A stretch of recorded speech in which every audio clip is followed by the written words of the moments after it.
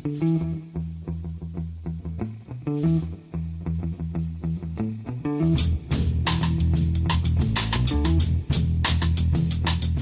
and welcome to The Price of Football, the show that looks at the money behind the beautiful game with me, Kevin Day, and Liverpool University's Kieran Maguire. Kieran, it's the start of a new week, which is probably for the best because last week was a little bit hectic, wasn't it? Yes. I by Friday, I was completely lost and confused. Yeah. And I went to the student ball on Friday night, and then had to catch the 5 o'clock train from Liverpool to London on Saturday morning. So that wasn't good. And then, of course, they cancelled the train. Oh, God. So, yeah. Were you invited to the student ball? You just turned up? I was invited. Yeah. We're to pay, when rightly so. But it was good. The trouble is, I've been teaching them sort of 6 or 7 hours beforehand, and then of course everybody's scrubbed up, and I go, "Well, there's nobody in hoodies. I don't recognise a soul." Kieran, you're nurturing these young souls. They shouldn't be making you pay to go to their ball. It's an outrage. Oh, it's an honour to be invited anywhere. That's true. At my age, yeah. So I take it. Now, have you recovered from your satisfaction at being mentioned in the House of Commons on Thursday? It was a bit surreal because I've never heard of the MP. Oh, really? That's very kind. Yeah. So I'm officially in Hansard, yes. As is the Price of Football podcast. So it's a communal honour, and dead chuffed. And I've even mentioned 3 times in the white paper, which are going. They do they know? I'm the person that put the phrase Arkansas Chuggabug into the Vis Profanosaurus, because if they did, I suspect my name would have been struck off. My favourite bit about the mention in the House of Commons was somebody who sent me a link to Parliament TV or Parliament Today or whatever it's called, and said it's 7 hours 35 minutes in. Oh, right, okay, I'll make a note of that. It's Questions Day, Kieran, and our first question is a good old-fashioned, straightforward, on the nose, simple one for you about one of our old favourites. And it comes from Tim Derbyshire, which is pleasing, really, because it's about Derby County. Tim Derbyshire says, do we know exactly what happened with Derby County's HMRC debt? Did HMRC accept less than 100% in the end? Well, yes, they did, because I think we'd said at the time, given that HMRC effectively have new powers and new rights, which they've been fighting for many years, if they accepted less than 100%, it would effectively set a benchmark going forwards in respect of other clubs. But in the end, they accepted 25%. So I think they were owed £26.3 million, and they ended up taking just over £6 million. So the taxpayer took a hit for over £20 million. And I do think there was a bit of gaming taking place here. And as always, we say separate the football club from the owners. The owners, in my view, when COVID hit, the Chancellor at the time, who was in fact Rishi Sunak, he did relax the rules in terms of outstanding tax owing. He said, I'll give you time to pay. Time to pay is not the same as not paying.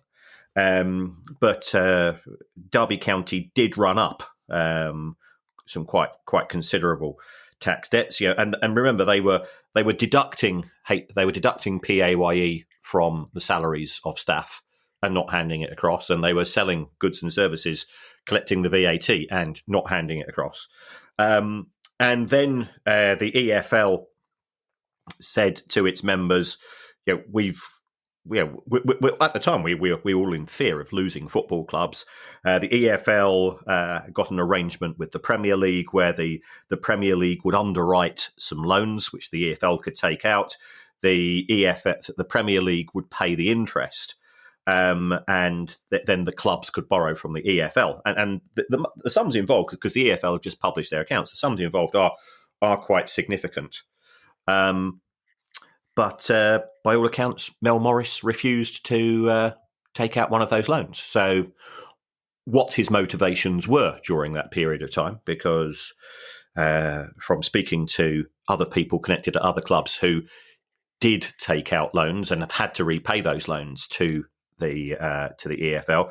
I think it's fair to say that they're unhappy because they played by the rules, and Mel Morris said, "No, I've got bored of football," and I mean, it cost him a lot of money. I'm not denying that, but he got bored, put the club into administration, and the tax authorities have lost £20 million as a result of that. So, sadly, Tim, HMRC, and I think they probably did the right thing, because ultimately we want a Derby county, and if HMRC had played hardball, the administrators wouldn't have been able to sell the club and satisfy all of the EFL rules, and therefore potentially the club would have gone into liquidation, and therefore going forwards, HMRC wouldn't be picking up VAT or PAYE from the new company under David Clowes. And the more I hear about David Clowes, the more impressed I am. He does seem a pretty honourable man from people that I've spoken to, not only around the club but in the world of football itself. Well, that's good news for Derby County fans listening, Kieran. For Southend United fans listening, who Wednesday, the 1st of March, is the day when the winding up order is due to take place, unless Ron Martin pays what he owes HMRC. Can Southend offer a deal to HMRC now, or do HMRC only do deals if the club goes into administration? There's always a deal on the table. HMRC are pragmatic. They've also got completely fed up with Ron Martin, who has... He's not just done it since we started this podcast. Southend have appeared far too often on this show, especially over the course of the last 12 months. But talking to people, and Matt Slater, who's been on this show, Matt writes for The Athletic. He's a absolutely devout Southend United fan. He's written a fantastic article, sort of summarising Ron Martin's activities. He could put he could come up with an instalment plan. Right. And HMRC said, yeah, okay, but this is supposed to be the final warning. But as anybody that's ever tried to get their kids to go to bed knows, that final warnings, there's always another potential, because it's actually quite difficult to put your kids up on eBay if they fail to go to bed, as has been my experience. The one thing that we know about Ron Martin is that he does like playing brinkmanship with the tax authorities. Looking at some of the reports, and this is where I think some of the local journalists, and I think we've got Chris Philpott, I think it's Phillips, or at Southend, and I know the guy that used to do the Berry story. These guys who are football journalists had to become legal experts and accounting experts and so on, but they have kept they've kept the fans informed, and it doesn't look great, because it's not just the £1.4 million which is owed to HMRC. Yeah. There are still people who have not been paid their January wages by Ron Martin, and you just feel increasingly uneasy about what's going to happen on Wednesday. Yeah. Before we go on, Kieran, I should probably explain to listeners who will have noticed that I sound a bit bunged up at the moment. I'm only a pub doctor, but I suspect it's because it was so cold on the way to Selhurst Park on Saturday night that I actually bought a bobble hat, which I won't be doing again, because the response was less than enthusiastic from those around me. And of course, as somebody pointed out, if we'd won, I'd have to wear it to every game. But exactly. I think what happened is that the bobble hat, I had pulled the bobble hat down, so my ears were warm, but my nose was cold. So I think that might have done something to my sinuses. I'm not an expert, don't quote me on this, but that's the reason why I'm a bit bunged up. Phil Chater has our next question, and it's this is right up your strata. Phil Chater says, when football clubs talk about building a new home, they often talk about being able to generate new income, as the stadium will be used more than just on match days. With this in mind, Rotherham United have been in their new, if we can still call it new, stadium since 2012. Given 10 years of records then, is there a way, brackets Kieran's spreadsheet library, you can compare the previous 10 years at Millmoor to the years at the New York Stadium and discern the differences and what they are? In other words, has it worked and made more money for them? Right, Phil. Sadly, when Rotherham were playing at Millmoor, for the majority of the time there, they were what is classified as a small company. And a small company doesn't publish an income statement, and therefore it doesn't have a revenue breakdown or a wages breakdown. So it's not for the want of trying, because I suspect I was possibly the only person, whilst the Carabao Cup was taking place, who was on Companies House Records trying to find Rotherham United's accounts from 15 years ago. And I did find them, to be fair. I did find them, but the quantum of information that would be able to answer that question properly wasn't available. In terms of the New York Stadium, Rotherham do generate commercial income of, in a very good year, they'll make £5 million. Now, part of that will be sponsorship. I think they do have some connections with the owners in terms of some of their sponsor and commercial income. And I'd also like to say, from my observations, they are one of the more transparent clubs in terms of what they do put out. So fair play to them. I've noticed in the last few years they are certainly putting out information which they hadn't done historically. If fans want to use it, fans want to get a feeling for it, because for me, a fan is an important stakeholder of the club, and those words have been echoed by the white paper. Indeed, by the way. That's great, and carry on with the good work at Rotherham. So, from what I can see, they are moving in the right direction in terms of the amount of commercial income which is being generated on a regular basis since the move to the new stadium. Having said that, the biggest difference in terms of revenue is the difference between the broadcast income in League One and the broadcast income in the Championship, and certainly from what I'm seeing and hearing, sort of following, again going back to the white paper, is that a lot of people seem to be coming up with solutions between the Premier League and the Championship, which is fine. Yeah.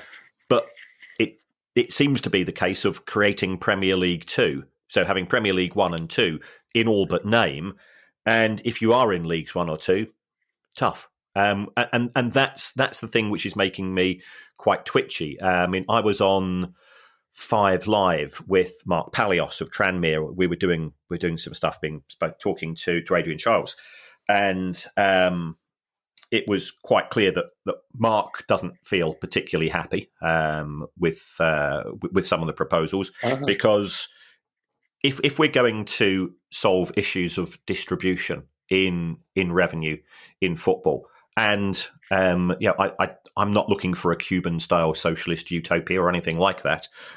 Manchester United and Liverpool deserve to generate more money because they have a global interest, and I think that must always be remembered. And they generate eyeballs, which can then help the clubs lower down. But at the same time, we mustn't just have a model which solely addresses issues in the Championship, whilst weakening the Premier League and weakening Leagues 1 and 2 at the same time. So, listening to some of the comments coming out has been intriguing. I think it's fair to say that the libertarian wing of the Conservative Party, in my view, haven't covered themselves with glory. They appear to be the patsies of the Premier League in trying to make accusations that, as far as I'm aware, are pretty flimsy. This is not going to be a government body. I don't think it's going to have 200 employees either. I don't know where some of these scare stories are coming from.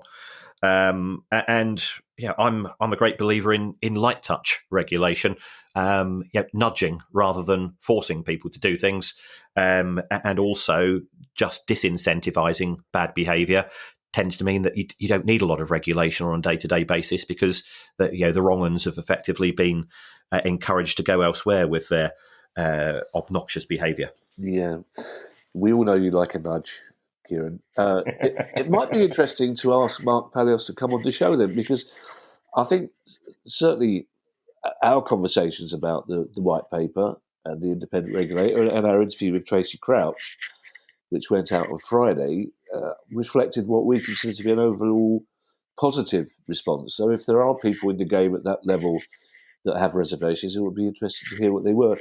Two things on the Rotherham thing, okay? That £5 million figure, how does that compare commercial income-wise with other clubs in League One? I mean, I would guess Sheffield Wednesday, for example, would be higher, but how does it compare to similar-sized clubs?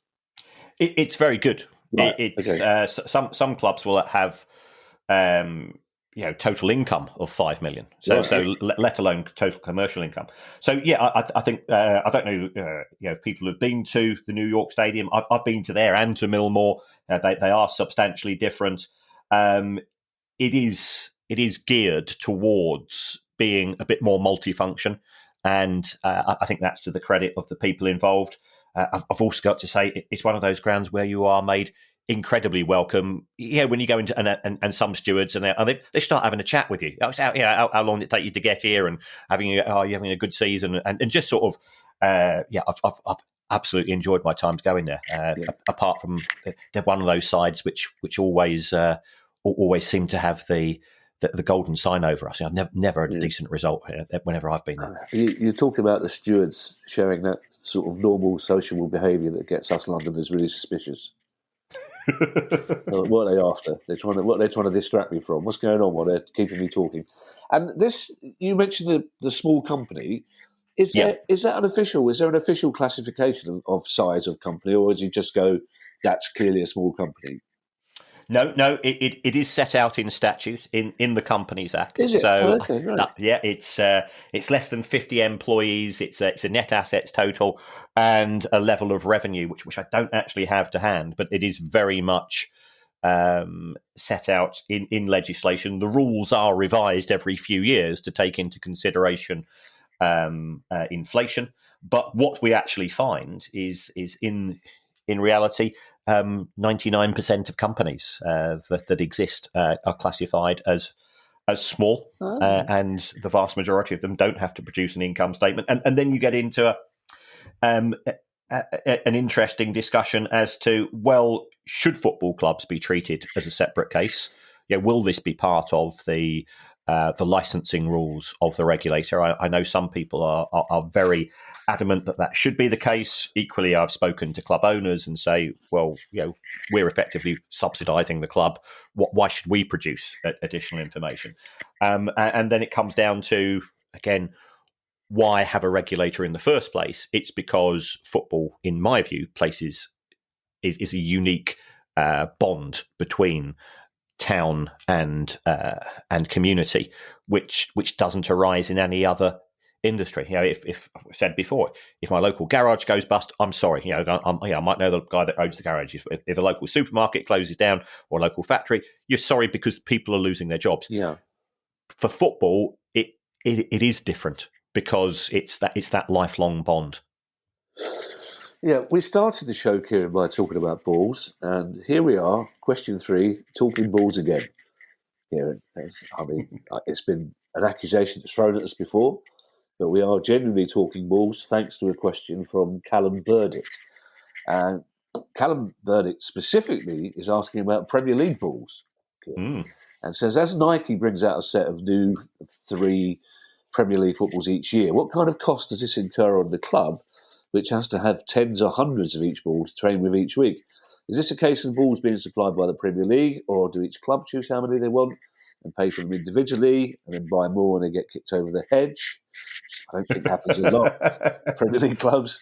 Also, what happens to these defunct balls at the end of the season or their usage periods? I think that's a question that the Baroness and Ali would like to ask. What happens to the defunct balls when their time is up. And we have talked about this before, Kieran, but I think, again, it's one of those questions that football fans are always interested in, which is why I'm always happy to revisit the economics of balls. Yes. And if your balls are feeling a bit defunct, why not use Manscaped 4.0? Good work. And there we are, free plug from one of our favourite sponsors. Good work. Right, well, I've done a bit of nerdling around, and it would appear that in the Premier League have a deal with Nike. And we've always had this thing at the World Cup, haven't we? That the ball's slightly different from the last one, and it swerves a bit more, and it's more difficult to control. And you always get these accusations. You go, well, it can't be that much rounder than 4 years ago.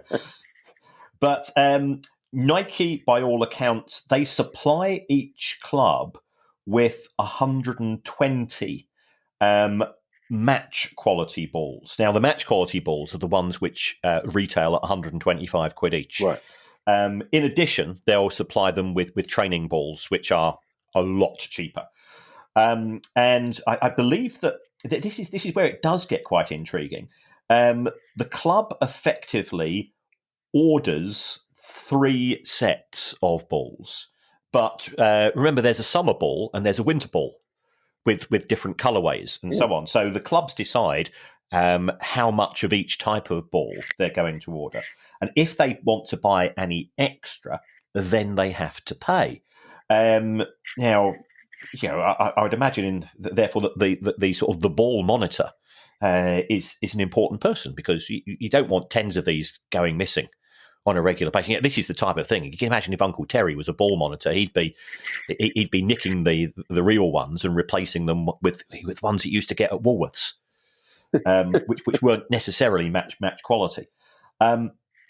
In the EFL, intriguingly enough, you seem to get 125 balls. And initially I thought, well, this is a bit strange. And the EFL deal, I think, is with Puma, and it used to be with Mitre all the time. But I think Puma have taken it over.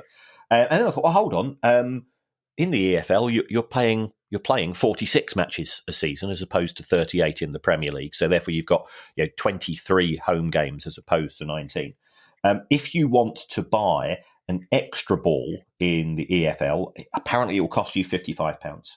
And what happens to them at the end of the season is that they're effectively recycled within the club, because they will then be passed down to the academy, and they'll be used. This year's balls becomes next year's academy balls, and then the year after, the academy will pass them down to the youth team and so on. So they aren't thrown away, but they do have a limited life, because what we used to do at Sunday League football is that we used to caress them. Professional footballers hit a football very hard, and they do actually wear out. Yeah, they do actually sort of have a limited life, but they are used effectively until their end of their useful life. Right. If you think for a second, Kieran, I'm going to pick up on the fact you said you used to caress your balls. You've got another thing coming. I think Uncle Terry would welcome a job as ball monitor, because I understand normally he gets put in the kitchens, doesn't he? Yes. Richard Wharton clearly is a caring sort of man. Richard says, and again, this is a subject we have talked about, Kieran, but it's one that doesn't go away. So again, I'm happy to revisit. But Richard Wharton says, I'm not a Wolves fan, but living close to Wolverhampton, I see lots of chatter from them on social media. I see quite a lot of chatter from Wolves fans. I live miles away, Richard. That's how social media works. But Richard's picked up again about disquiet regarding the owners, Fosun. And Richard says it's been apparent to me for a while that Wolves' inactivity in the transfer market was potentially linked to Fosun's poor investments and heavy debt interest repayments. But can you perhaps help unpick this a bit for the average supporter, please? And we do get asked a lot about concerned Wolves fans about what the owners' intentions are, Kieran, carrying on ahead, especially with the sort of uncertainty about whether China wants their businesses to continue investing in English football. Yes. When Fosun first acquired Wolves, it was at a different point in terms of the attitude of the Chinese Communist Party to football. It used to be very expansive. There was a lot of Chinese investment, and also the Chinese Super League was one which, 3 or 4 years ago, I remember one window where it spent more than the Premier League, and then it all went very quiet. And what we've seen is I think the Chinese Communist Party felt uncomfortable with what they saw as conspicuous spending. They felt that was inconsistent with the way that they want to be represented. So one of the things that they introduced was a super tax, and therefore when you signed a footballer from Europe, I think you had to pay 100% on top of the transfer fee as a tariff, which meant that money dried up.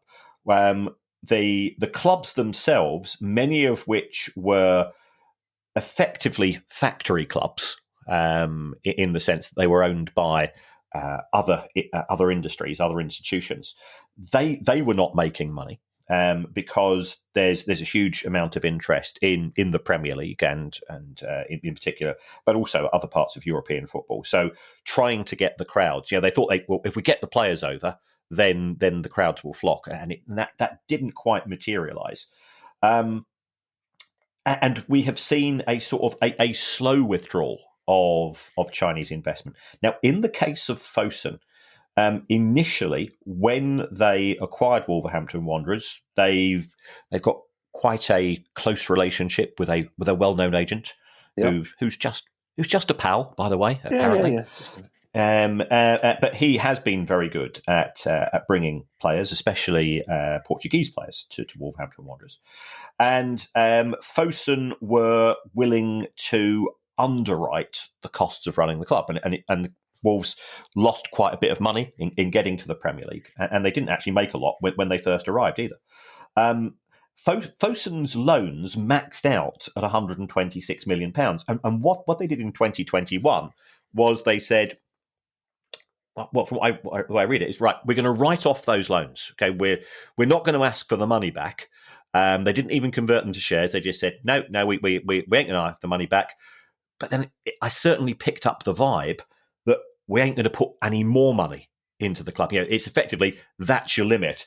And what we've seen Wolves do subsequently is that therefore they've had to borrow from financial institutions. So they've presently, in the most recent accounts, which are 2021, so we were expecting an update hopefully in the next 6 weeks or so, they've borrowed £60 million. They're paying interest at over 7%. So they're paying £4 million a year in interest on these loans. That's a player and a half's wages. So it is substantial. And the other thing that I've noticed, and in respect to Richard's comments that Wolves seem to be much more cautious in the transfer window. Although I think they did break their transfer record in January. One area I always stick my nose into is, one reason why you're not spending money is because you already owe people a lot of money. And in the case of Wolves, they've got £110 million worth of transfer fees in instalments unpaid, as far as summer 21 was concerned. So it's a bit like having a credit card. If you're thinking of spending on your credit card and you see, oh, Jesus Christ, this is how much I already owe, then you're probably inclined to think, I need to focus on getting that balance down to something a bit more reasonable before I start splurging again. So that appears to be the case as far as Wolves are concerned.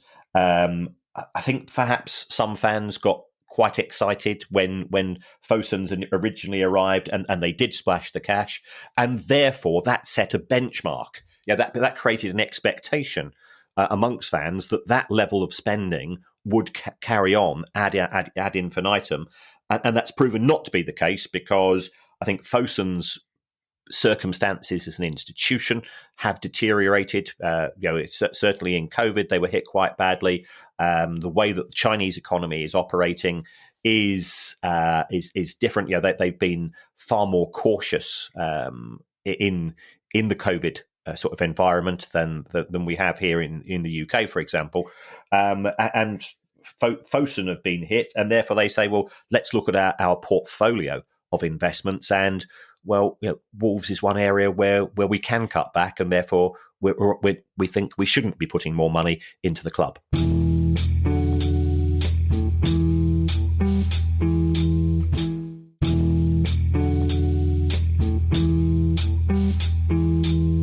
Thomas Butcher has our next question, Kieran, and Thomas is a Manchester City fan, so I'm going to really annoy him by taking that opportunity to congratulate Manchester United on winning the Carabao Cup this afternoon. Thomas Butcher is a Man City fan who lives in Berlin and says that I often find myself watching videos from the official Manchester City YouTube channel to get information about the club. However sanitised his content may be, it helps make up for the lack of English language football programming here in Germany. We happen to have a friend of Ali's around this afternoon who is a German football fan, who was less than impressed when I pointed this out to her. And she said, because what Thomas could do is learn bloody German then, basically. Yes. Because she says, oddly enough, there's not that much German language football programming over here. But nevertheless, taking that aside, Thomas has a good question. Thomas says, seeing that many of the videos have over 1 million views, I wonder whether the revenue generated by clubs from YouTube make the channels and their media output in general self-sustaining. And more importantly, could it be possible that clubs actually make enough significant profit for these channels to reinvest into the team? I think where we are presently, Thomas, is we've still got some way to go. YouTube, and I look at a load of stuff on YouTube. The royalties you get on YouTube from each viewing are actually very, very small. And also, if you talk to performing artists in the music industry in relation to Spotify, the number of times you have to be downloaded before you get, say, £100 is frankly ridiculous. So I don't think it's particularly lucrative. I appreciate as a Manchester City fan, the last club you want reference to is Manchester United. But if we take a look at Manchester United and MUTV, Manchester United is a big brand. It is a big global brand. It makes £7 million a year from MUTV, which is not a lot of money. And in fact, it loses money. It does various bits and pieces of swapping in order to break even on an accounting basis, but it appears that it's losing quite a substantial amount of money each year before various recharges. So if Manchester United can only make £7 million a year, and to put that in context, a good match at Old Trafford, I think I would imagine that when they played Barcelona on Thursday night, they would have probably got the thick end of £6 million from match day tickets alone. Yeah. And here you've got MUTV generating £7 million for a year. So by Manchester United standards, it's probably bringing in 1.5% of total revenue. Not to be sneezed at, provided you're turning that into a profit. But all of the football clubs are trying to unlock the Pandora's box of some form of engagement, be it audio-visual, be it augmented reality, being it virtual reality. And the reason why the Glazers appear to be getting cold feet to a certain extent with regard to the sale of the club is that the offers that have come in to date have been in the region of around about $4.5 billion. From what I understand, they think it's worth considerably more because they do believe, effectively going back to Thomas's original point, and this is something which I think let's make reference to City when City Football Group sold 15% of the club, which I think is now 17% to Silver Lake. That was on the basis that all the parties believe that somehow football clubs are going to start to extract a lot more money, especially from overseas fans. But that's not yet happened. And it's the same with the Glazers. They're convinced that in 5 years' time, we'll all be out wandering, in Nairobi, in Sydney, in Delhi, wherever it's going to be. People will be wandering around it with virtual reality goggles, watching an experience from Old Trafford when a match is taking place, and be willing to pay money for the privilege. But we're not quite there yet. I believe, Kieran, off the top of my head, that it was Man City were the first team to announce that they were going to have a stadium in the metaverse, I believe. Were they not? We discussed that. That's right. Yes, they did that with Sony. That was probably about 6 to 8 months ago, and since then, it's all gone a bit quiet, as have many things in relation to the metaverse. It's quite a nice, sexy, abstract concept. I know that the traditional broadcasters are fully aware of it, and they are doing what they can, but it's not going to be easy to get people to spend more money on watching TV at home. Sorry, on watching TV at home, on watching football at home. But there, and some of the initiatives which Sky have taken historically. Remember, they introduced 3D TV, and I had one of those 3D TVs with goggles, and it just didn't work. It just spooked me out. And you spend more time sort of looking at your hand, bringing your hand closer and further away from you. You go, wow, that's really spooky. I think, well, hold on, I see in 3D anyway. My hand. Why am I trying to do this with a pair of goggles on? So the technology is not there yet, Thomas, in order to really make money. But that is certainly an area that football clubs are keen to adopt, because sport going forwards is probably going to be the only communal watching of broadcast media that is going to generate huge numbers, with the exception, I think, of some legacy shows such as Strictly, which are quite family orientated. It's also the 3D cameras that we used during that experiment were huge. I mean, they were the size of a small car. And it doesn't take a lot to make a cameraman moan. It takes even less to make a soundman moan. But the cameraman really didn't like these 3D cameras. You mentioned Barcelona, Kieran. I meant to ask you this after we interviewed Tracy Crouch, funnily enough. Their defeat against Man United, which means they're not in the last 16 of the Europa League. We discussed at some length earlier. Not late last year. They've essentially mortgaged their future broadcasting rights for the next 25 odd years. So not getting into the Europa League is not a good start to that arrangement, is it? It's not. Yes. Expect 1 or 2 sales this summer. Right. I would surmise. Tebas and La Liga. Tebas can be a complete pain in the backside with some of his rants, but the cost control rules that they have in La Liga are pretty strict, and Barcelona will be smarting as a result of that. They did recruit players over the course of last summer, and they've not delivered the return on investment in terms of progress in European football. And if Manchester United can make 5 or 6 million from a home game in a Europa League match, well, I can assure you Barcelona can do the same. Yeah. So it is going to be it is going to have an impact upon their budget for next season. Yeah, but they've got to knock an eye-opening amount of money off their wage bill, haven't they, in the summer? Yes, yeah, and they sign players as if they were living in La La Land last summer, and I think that's going to come home.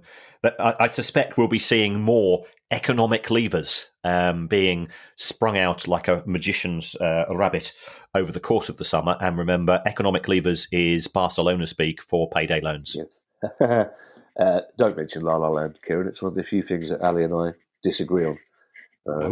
But both, I mean, I think it's a really good film, but I thought the ending was terrible. It demanded a happy ending, whereas Ali said, life's not happy, bad things happen. She said it in a rather personal way, I thought, but there you are.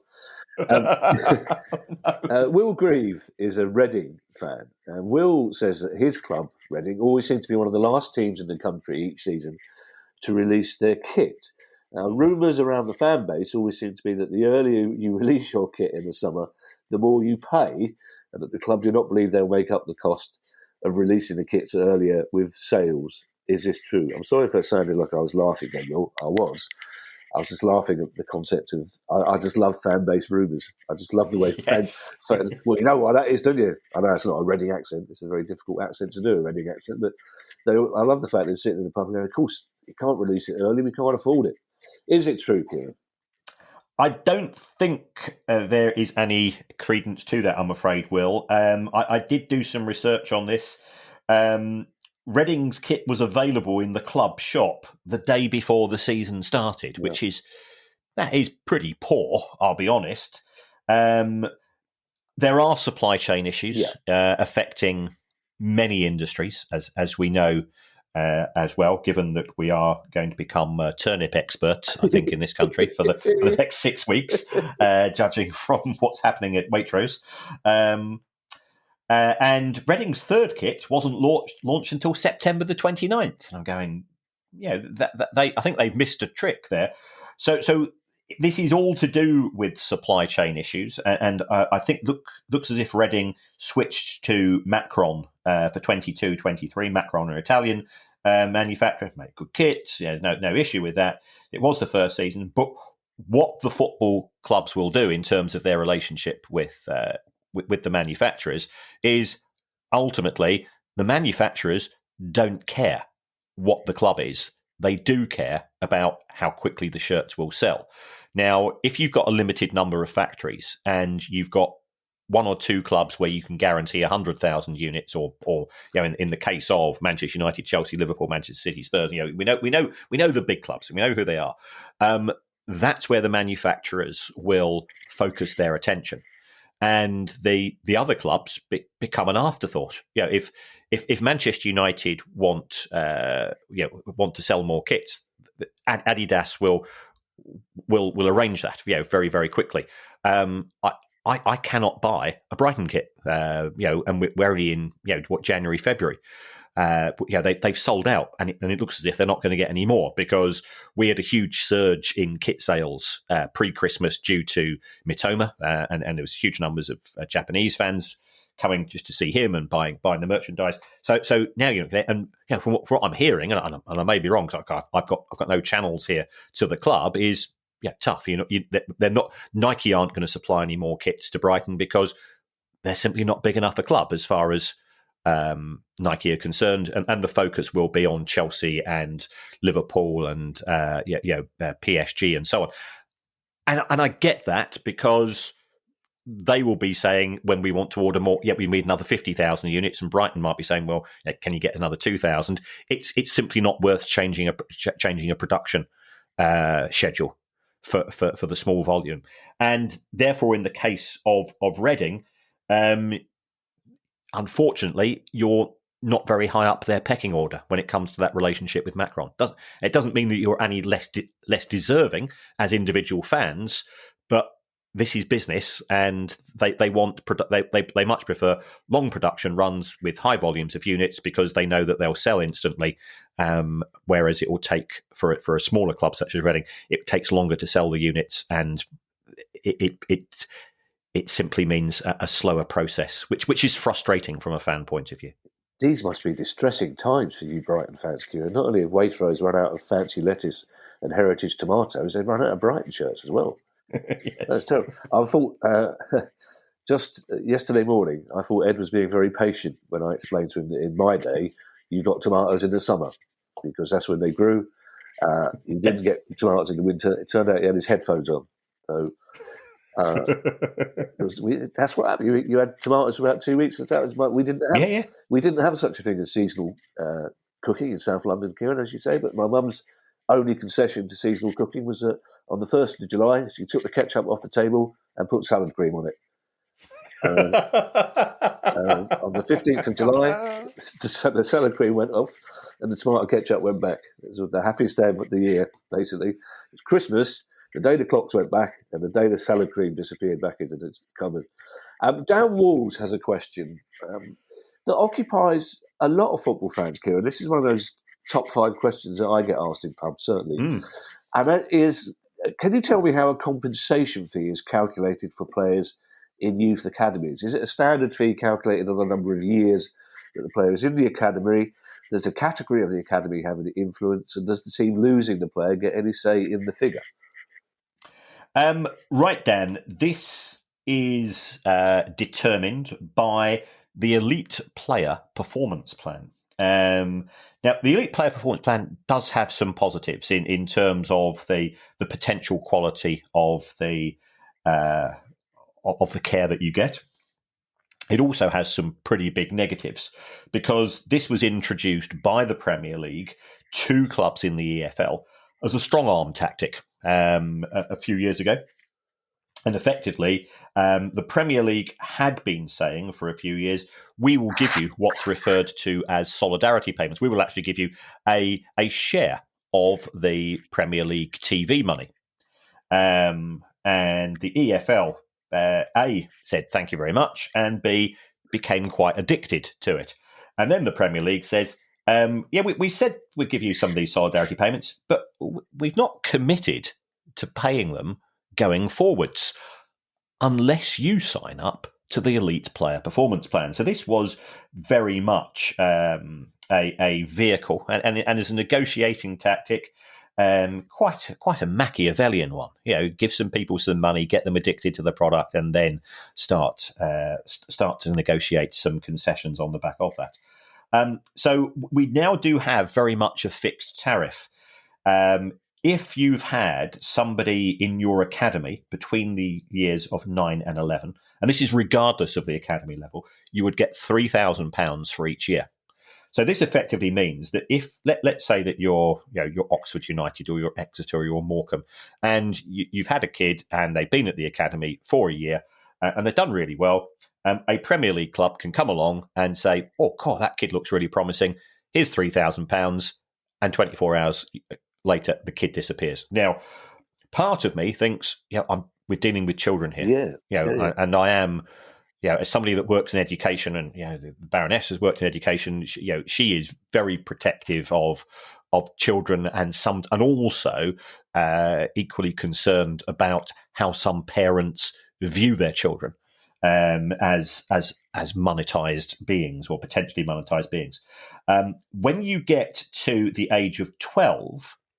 The amount of compensation you get is per year between £12,500 and £40,000, and that does vary according to the level of the academy. So there is a fixed fee, and you can therefore work out that would be.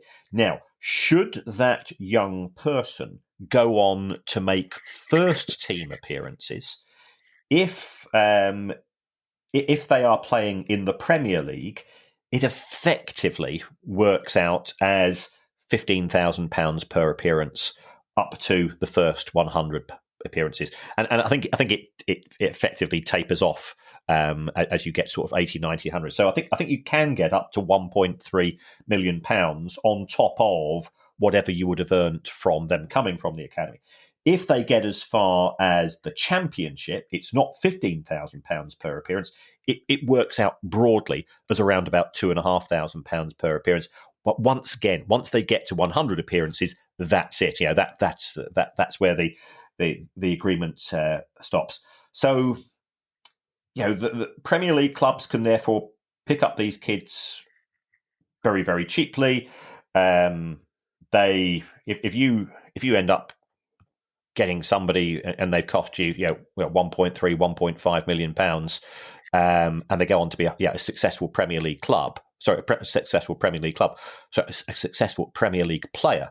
Then the Exeter or the Morecambe or the Accrington probably hasn't got a very good compensation as a result of it. And we have seen quite a few clubs, therefore, either downgrade their academies because they think, well, what's the point? If we do our job well and we produce some talented kids, they're going to be picked off by the vultures for effectively nothing. So they've either downgraded them or they've just said, we're not going to run academies. I know Brentford have got a B team model. I think Birmingham have done similar. I think Huddersfield have considered it, though some of them might be having second thoughts about getting rid of the academies altogether. So it's a bit of a sorry tale. There are some positives about EPPP. I'm not denying that. But the motivations behind it were purely monetary. And as Gary Neville often says, if something looks a bit strange in football, it's all to do with money. Yeah. The Premier League clubs can't lose, really, Kieran, can they? In the unlikely event that a good player slips through their scouting system, they just pay peanuts to pick him up from whoever did find him. Our penultimate question, Kieran, comes from Ross Jones. And Ross says, I know you've discussed the multi-fan ownership model in the past, but I've noticed a new version of this called New Fan, N-U-F-A-N. They discuss fans voting to buy a club and a shirt colour, etc. There's limited information on their website, and they seem to be at an early stage, but they're offering various subscription packages ranging from £4 to £9 per month. Does this seem legit? It doesn't sound it, Kieran, I have to say. How do you define legit? I think would be the start point. Uncle Terry will be proud of you there, Kieran. the acorn hasn't fallen far from the tree there, has it? Right. Let's take a look at NewFan. So this is a company which was formed in November 22. It consists of people, I think there's 4 shareholders of the company called NewFan Limited.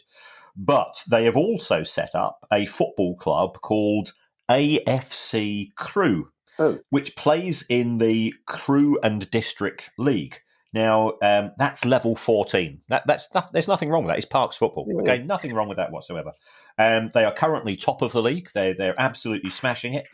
But what are you getting for your £4 or £9 per month? If you're paying £4 a month, and I like the fact that you can't have more. You get a share for your £4 per month, and no one person can have more than one share. So therefore, they can't be bought out. You can't sell the shares, which seems to be a bit of a downturn. And if you do buy your share, it means that you're a board member. Which potentially could mean you get an awful lot of people who call themselves board members. If you pay the £9 per month, you appear to get exactly the same. You seem to get exactly the same benefits, except you get a framed certificate of your share, which to me seems quite a lot of additional money for relatively little benefit. And if you stop your subscription, you lose your right to be a shareholder or a board member. So it's an interesting concept. In terms of getting a financial return on your investment, I'm a little bit skeptical. And for that read, I think you're going to get very little out of it whatsoever. But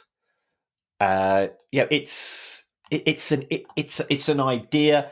What's going to happen to that £3.99 per month? I don't know.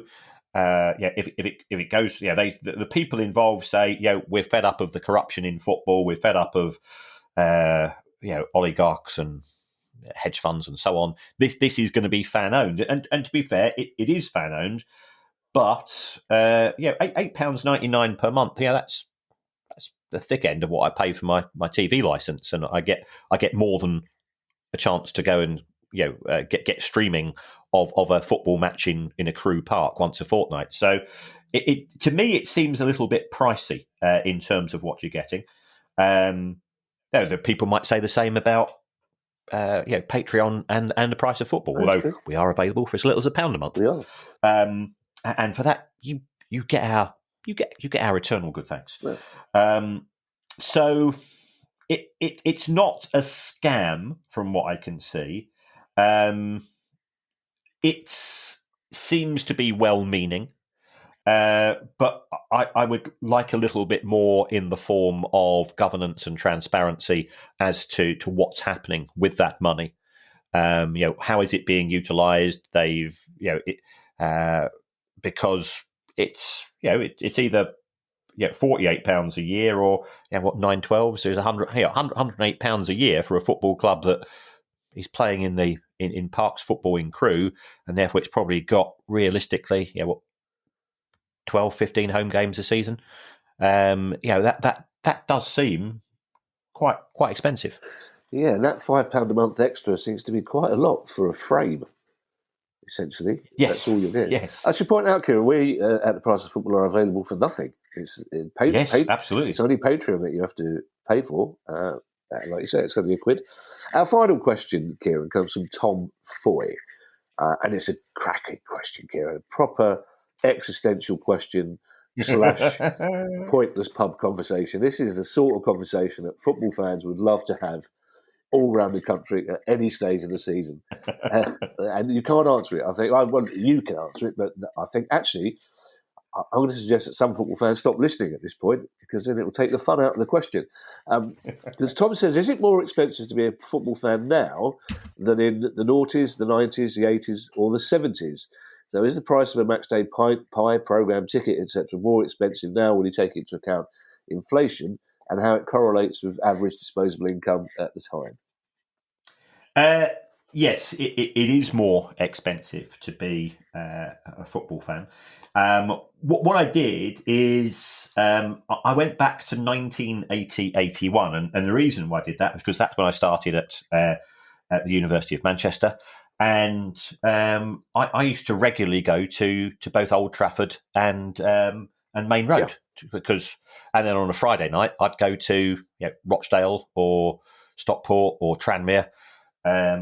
And then I wondered why I never had any friends at university.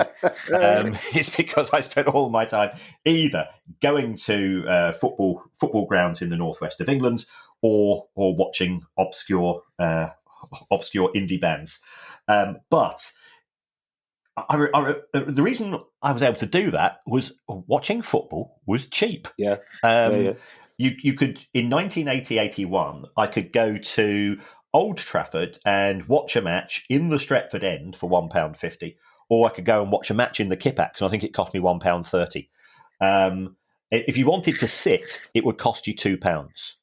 Now, if we then apply inflation since then, since 1980, inflation works out as 603%. So therefore, if I wanted to sit, it would cost me, at a comparative level, £12.06 to sit in a seat at Old Trafford. Now, we know that subsequently we've had the Taylor report, and all grounds are sitting. But looking at Manchester United now, you can't buy a. I used to just go, Saturday morning, wake up, what should I do today? I'll go and watch United or go and watch City. But if I didn't have any assignments or sort of stuff to do. And you just turn up and you pay your money over through the turnstiles.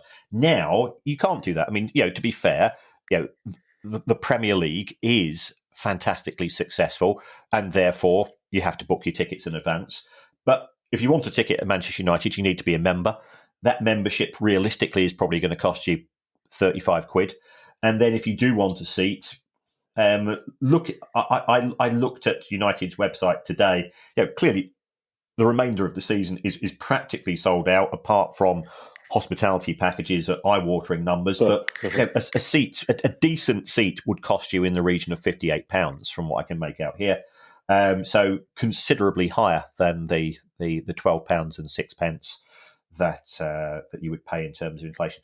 With regards to catering prices, they've gone up broadly in line with inflation. I don't think you get particularly ripped off at football grounds any more than you used to. And you and I, we can both remember going to the cinema when we were kids, and it was eye watering for a packet of Spangles in those days. And it's if you go today, you'll pay over the odds. But cinemas have always done that, and football grounds have always been a bit of a premium price compared to where you can get food and drink locally.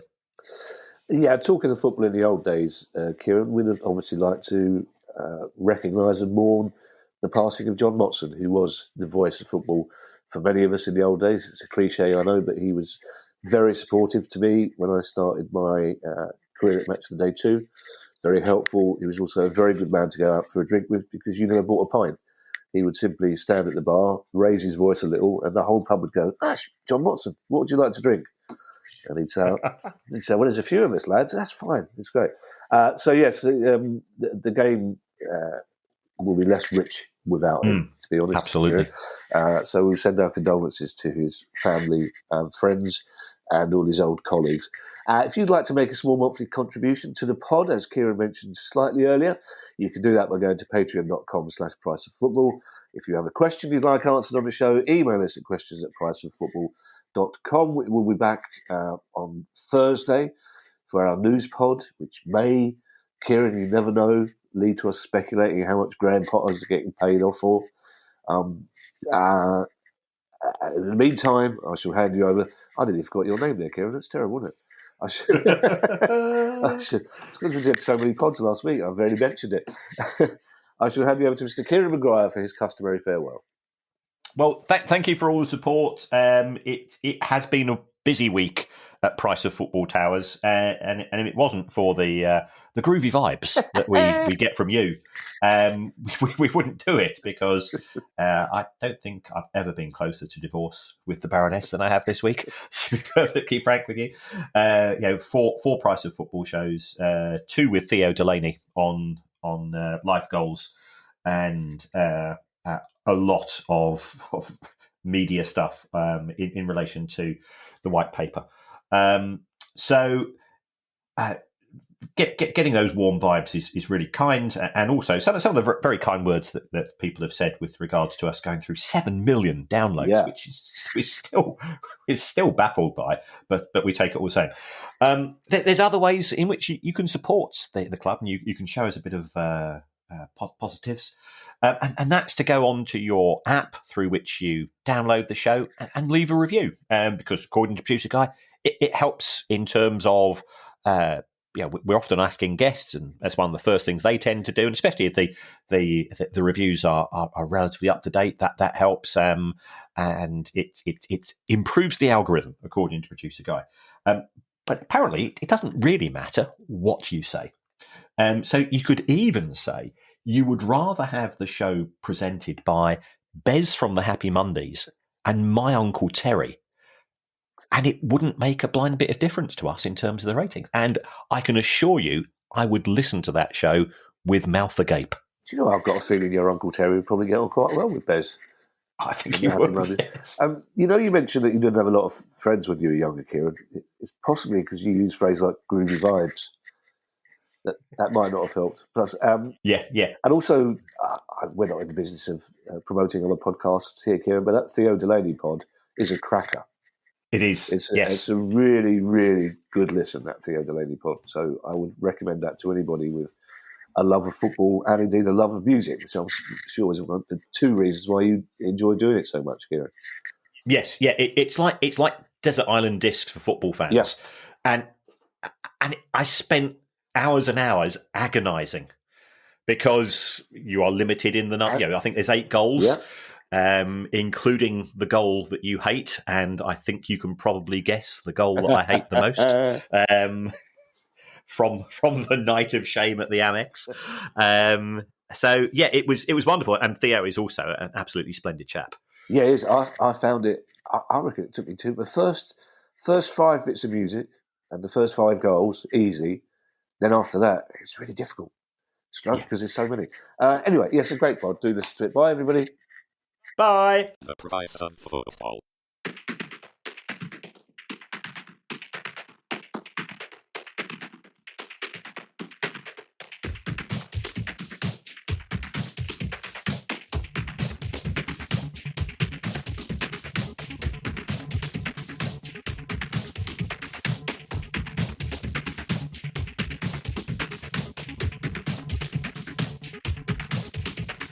The Price of Football.